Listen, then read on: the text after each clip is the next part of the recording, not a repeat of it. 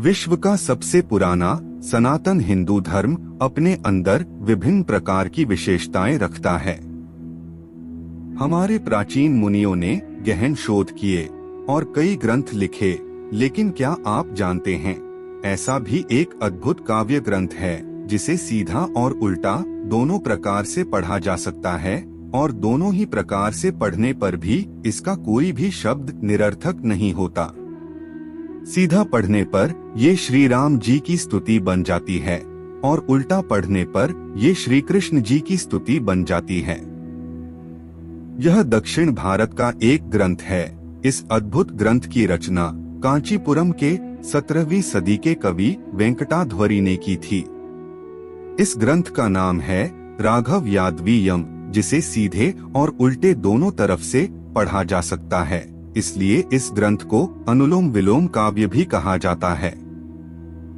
पूरे ग्रंथ में केवल 30 श्लोक हैं। इन श्लोकों को सीधे सीधे पढ़ते जाए तो राम कथा बनती है और विपरीत क्रम में पढ़ने पर कृष्ण कथा।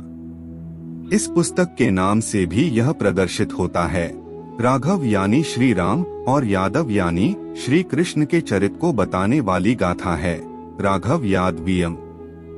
जैसा कि हमने आपको बताया कि इस ग्रंथ में केवल 30 श्लोक हैं, लेकिन उल्टे यानी विलोम के भी 30 श्लोक जोड़ लिए जाएं तो कुल 60 श्लोक बनते हैं।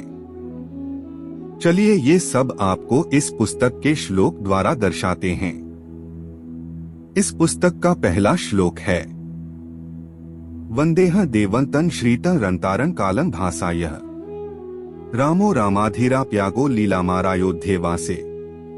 अर्थात मैं उन भगवान श्री राम के चरणों में प्रणाम करता हूँ जिनके हृदय में सीता जी रहती है तथा जिन्होंने अपनी पत्नी सीता के लिए सह्याद्री की पहाड़ियों से होते हुए लंका जाकर रावण का वध किया तथा वनवास पूरा कर अयोध्या वापस लौटे। अब इस श्लोक का विलोम इस प्रकार है सेवाध्येयो रामालाली गोप्याराधी भारामोराह यस्साभालंकारण तारंतन श्रीतम वंदेह देवम।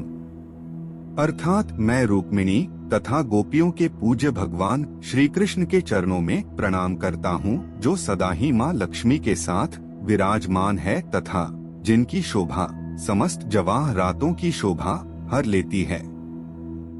इस तरह से इन श्लोकों को सीधा और उल्टा दोनों तरह से पढ़ा जा सकता है।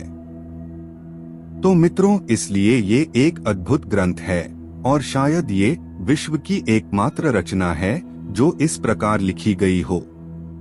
यदि काव्य रचनाओं की बात हो तो निश्चित ही ऐसी अद्भुत रचना को विश्व के आश्चर्यों में जोड़ा जाना चाहिए, ताकि पता चले कि ऐसा भी कोई ग्रंथ किसी भाषा में उपलब्ध है।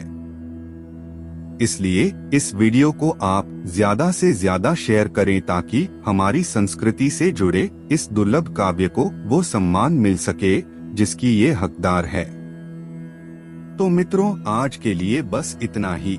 आशा है आपको यह जानकारी अच्छी लगी होगी। ऐसी और जानकारी के लिए हमारे चैनल को सब्सक्राइब अवश्य कर लें।